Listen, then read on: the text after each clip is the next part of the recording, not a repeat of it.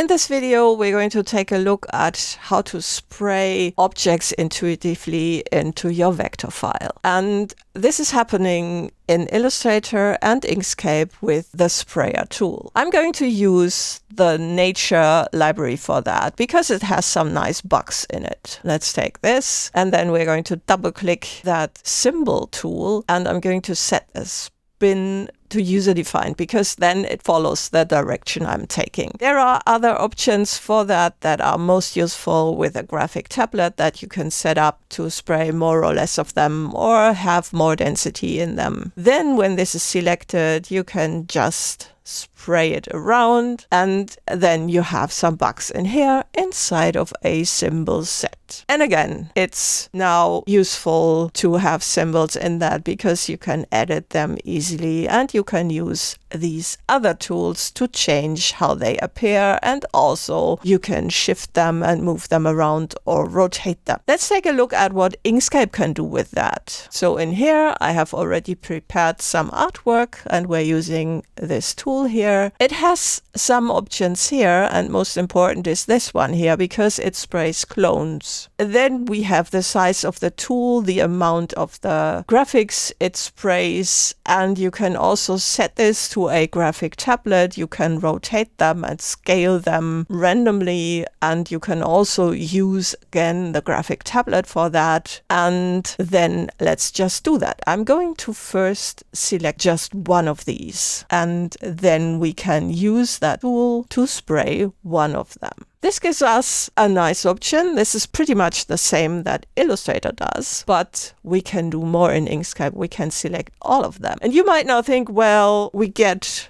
these 5 and they basically look the same, but that's not what's happening. So what it does is it just takes them and then sprays that around, but the arrangement of these stars is different each time it sprays them into that file, which makes this very handy when creating these randomized looks. Affinity doesn't have any similar options.